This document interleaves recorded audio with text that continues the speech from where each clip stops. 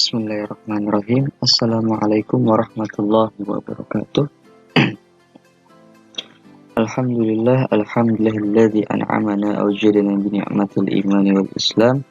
Wassalatu wassalamu ala asyrafil anam wa ala alihi wa sahbihi bararatul kiram. Amma ba'du. Anak-anakku, bagaimana kabarnya kalian semua? Semoga kita senantiasa dalam lindungan Allah Subhanahu wa taala. Amin amin ya rabbal alamin. Anak-anakku, bertemu lagi pada pembelajaran SKI Sejarah Kebudayaan Islam ya. Setelah tempo hari kita sudah belajar tentang Sunan Giri ya, tentang Sunan Giri, tentang biografi. Nah, biografi ini kemarin sudah ketika Google Meet. Ya, saya ingat sekali ketika Google Meet itu saya sudah jelaskan biografi daripada Sunan Giri atau Raden Paku ini. Dan sekarang kita akan lanjut ke yang B ya, peran Sunan Giri dalam mengembangkan agama Islam di Indonesia. Nah, anakku, disimak dalam melakukan dakwah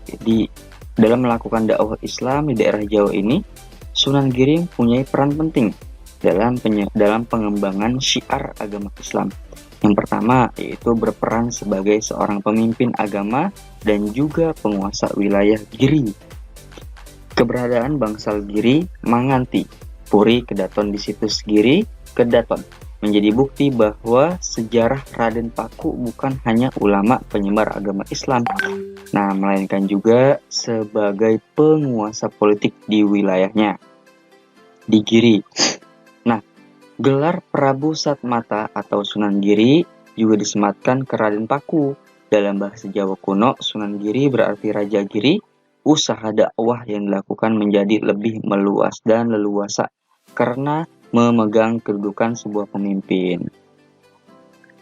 Sebagai bagian dari Dewan Wali Songo, Sunan Giri bertugas membuat tatanan pemerintahan di Pulau Jawa, yaitu mengatur kalender perhitungan siklus perubahan hari, bulan, tahun, windu, menyesuaikan siklus pawukon, serta merintis pembukaannya jalan.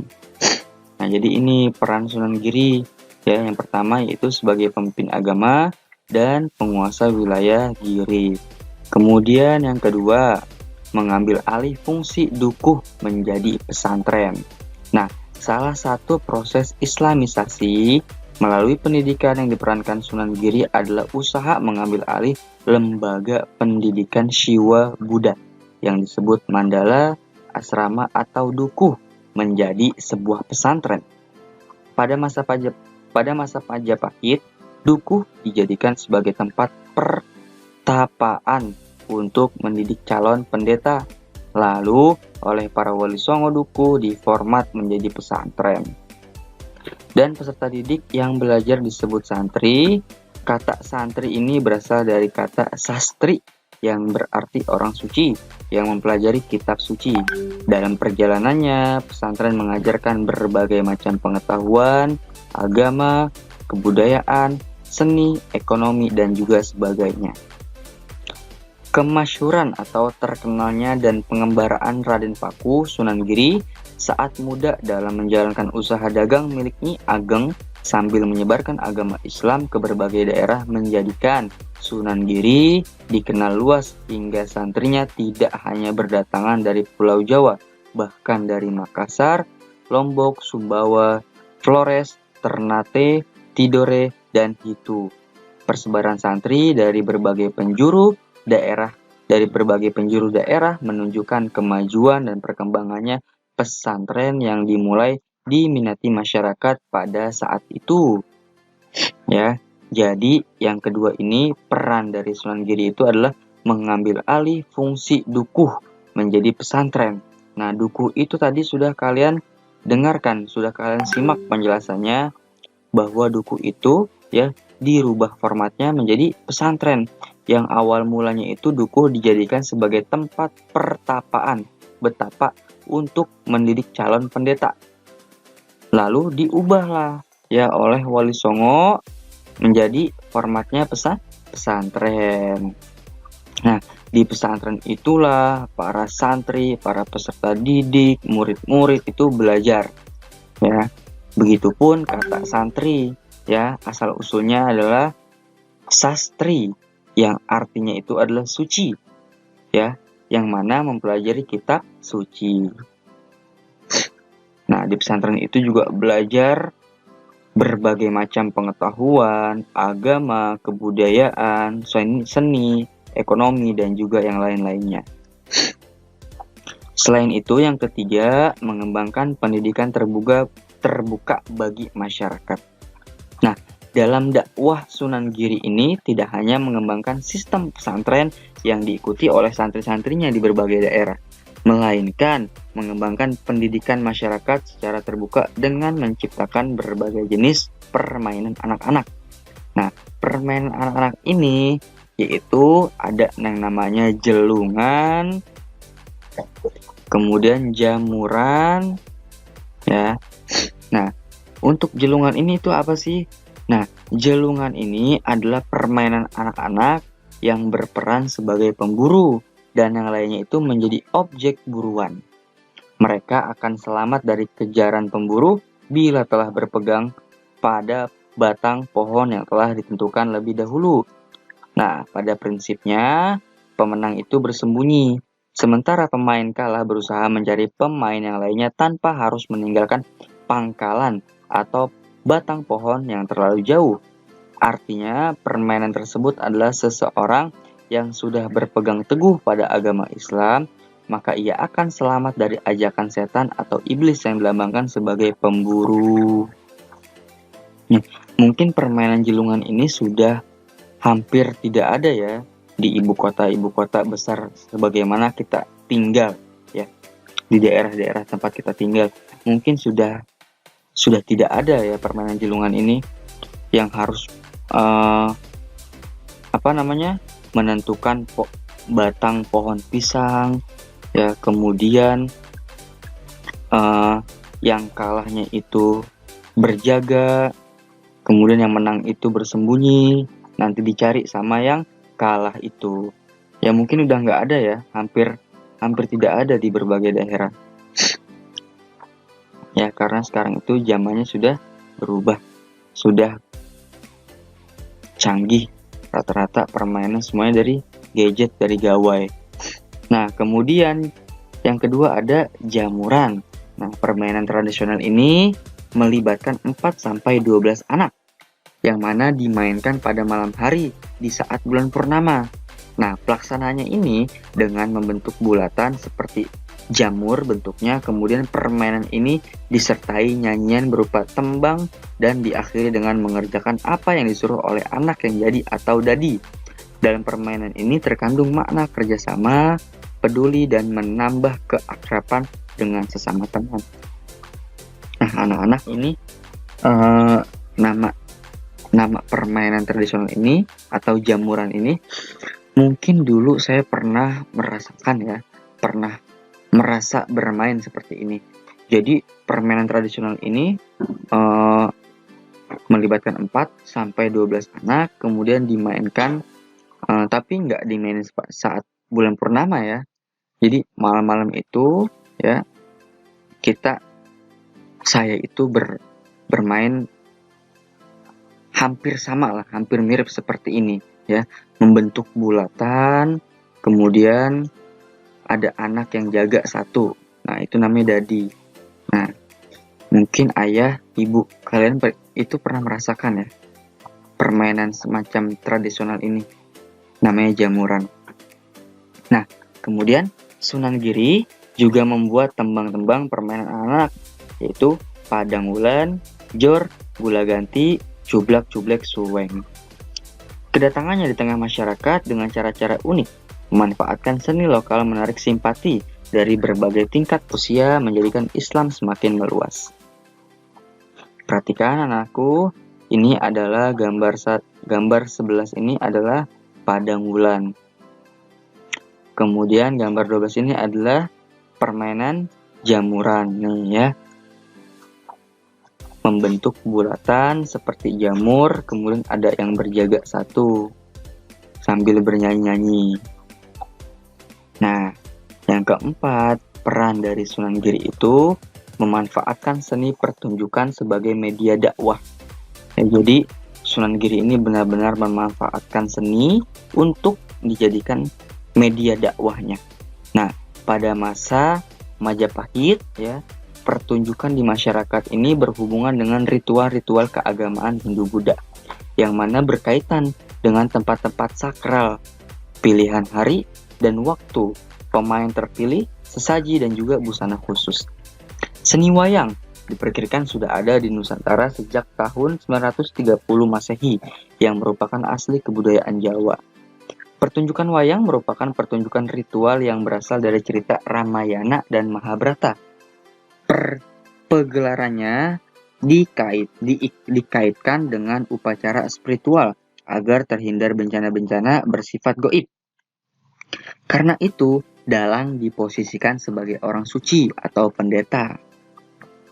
Melihat potensi dakwah dalam pertunjukan ini, Sunan Giri dan Wali Songo lainnya mengambil alih seni pertunjukan dan mengembangkannya, menyesuaikan dan menyelaraskan isi cerita dengan ajaran tauhid dalam agama Islam, seperti menggelar pertunjukan wayang kerucil dengan pedoman cerita Menak yang mengisahkan kepahlawanan Hamzah, paman Nabi Muhammad SAW. Pergelarannya pun disertai tata cara dan sopan santun yang baik dan jauh dari maksiat. Jadi inilah anak-anakku beberapa peran yang diperankan oleh Sunan Giri dalam mengembangkan agama Islam di Indonesia dan ini adalah salah satunya sebagai pemimpin agama dan penguasa wilayah Giri, mengambil alih fungsi dukuh menjadi pesantren, kemudian mengembangkan pendidikan terbuka bagi masyarakat sekitar kemudian perannya itu memanfaatkan seni pertunjukan sebagai media dakwah.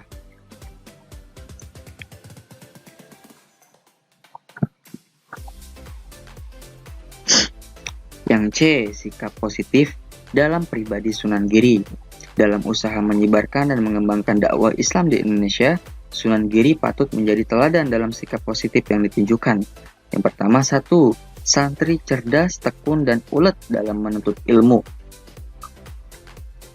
Sejak anak-anak hingga tumbuh dewasa, Raden Pako ini mengenyam pendidikan pesantren di Ampel Denta dan berguru kepada Syekh Maulana Ishak, ayahnya saat singgah di Malaka di Aceh. Kecerdasannya diakui oleh Sunan Ampel sehingga diberikan gelar Raden Ainul Yakin. Sunan Ampel ini diberikan gelar Raden Ainul Yakin. Kemudian yang kedua, sikap positif dalam pribadi Sunan Giri ini yaitu adanya sikap toleran dan bijak dalam berdakwah. Dalam melaksanakan dakwahnya, Sunan Giri terkadang mendatangi masyarakat ke rumahnya dan berbicara empat mata untuk menyampaikan ajaran agama Islam, kemudian mengumpulkan mereka dalam acara-acara yang menjadi tradisi masyarakat seperti selamatan. Lalu Sunan Giri memasukkan ajaran Islam sehingga lambat laun ajaran agama Islam diterima dengan baik tanpa adanya paksaan dari Sunan Giri tersebut. Jadi Sunan Giri itu dalam berdakwah itu ada yang namanya toleransi dan bijak di dalam berdakwah. Nah, itulah Sunan Giri Begitupun sunan-sunan yang lainnya juga sama Jadi tanpa adanya paksaan sunan-sunan itu tidak pernah memaksa untuk menganut ajaran agama Islam, tapi dengan step by step perlahan demi perlahan ajaran agama Islam itu akan diterima oleh masyarakat sekitar Kemudian yang ketiga, sikap positifnya dalam pribadi Sunan Giri ini adalah beliau adalah pemimpin yang mengayomi rakyatnya. Dalam batu nisan Sunan Giri tertulis 4 pedoman hidup yang dijalani sebagai pemimpin. 1. Berilah makan pada mereka yang lapar. Yang kedua, berilah pakaian pada mereka yang tidak menutup aurat. Yang ketiga, berilah payung pada mereka yang kehujanan. Dan yang keempat, berilah tongkat pada mereka yang buta. Nah, prinsip hidup ini diterapkan ketika menjadi pemimpin agama sekaligus pemimpin wilayah Giri. Beliau adalah sosok yang mampu mendamaikan dunia keilmuan, politik, dan spiritual untuk membangun peradaban dunia. Nah, pemimpin yang mengayomi rakyatnya, Sunan Giri. Kemudian yang keempat, beliau juga adalah seniman yang kreatif.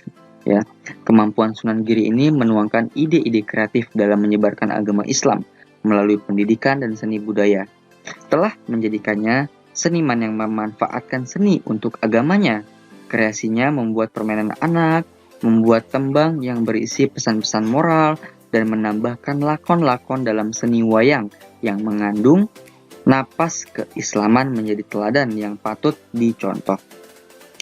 Prinsip dakwah yang disampaikan para wali songo seiring dengan ajaran agama yang menjunjung nilai-nilai akhlak mulia sebagaimana yang dicontohkan Nabi Muhammad Sallallahu Alaihi Wasallam.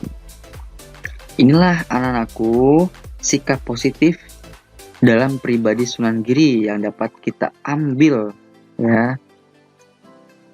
Sikap positifnya itu, satu, santri itu cerdas, tekun, dan ulet dalam menuntut ilmu.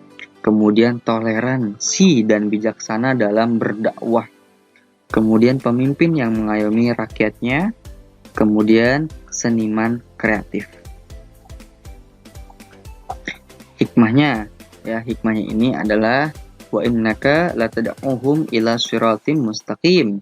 Dan sesungguhnya kamu itu telah benar-benar menyeru kepada jalan yang lurus. Quran Surat Al-Mu'min ayat 73.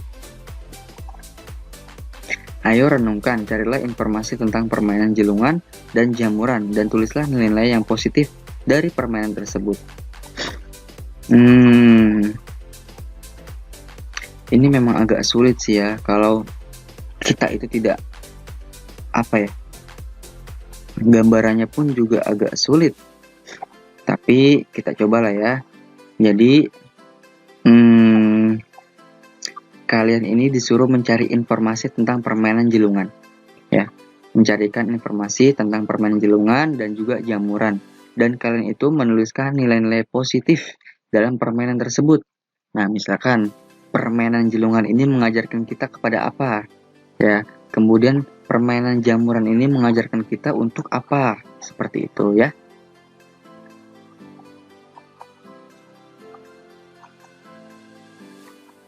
Nah, ini kalian tulis di buku tulis ya, yang table berwarna warnanya biru muda ya. Yang berwarna biru muda ini kalian tulis di buku tulis ya. Terus kalian cari informasi tentang permainan jelungan ini, kemudian kalian tulis nilai-nilai yang positif dari permainan tersebut. Ya, contohnya apa sih permainan jelungan ini? Kemudian nilai-nilai positif dari permainan jelungan ini apa? Ya. Apakah menjadikan kita ini lebih bertakwa kepada Tuhan Yang Maha Esa? Seperti itu, ya. Atau menjadikan pribadi kita menjadi yang lebih baik, yang tekun, gitu.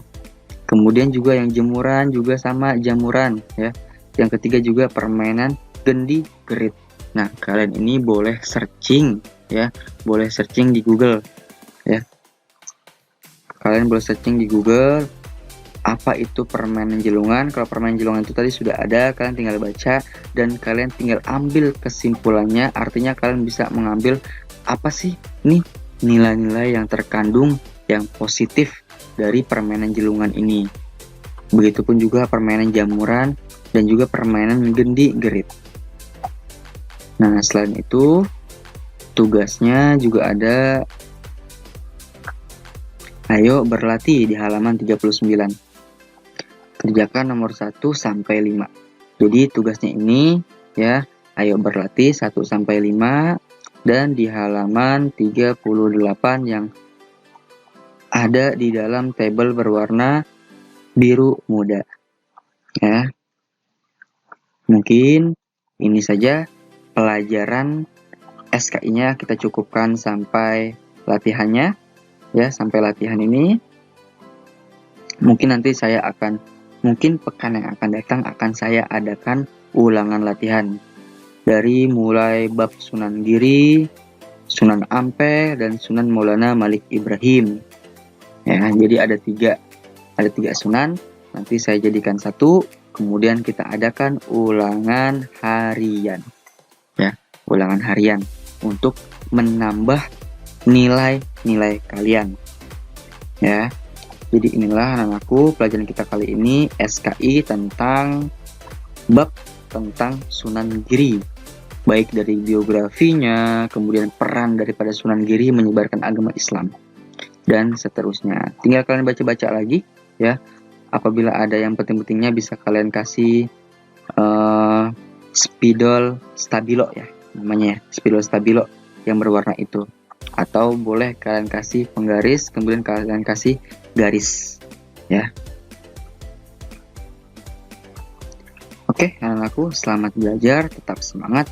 Walaupun kita masih belajar daring, tapi saya yakin kalian sudah bekerja keras, sudah bersungguh-sungguh dalam belajar ya. Dan semoga dari kerja keras kalian itu mendapatkan hasil yang baik. Amin ya rabbal alamin. Kurang dan lebihnya saya mohon maaf. Apabila ada kata salah, mohon dimaafkan. Wa'afu minkum. Wallahu muwaffiq ila aqwamit thoriq. Wassalamualaikum warahmatullahi wabarakatuh.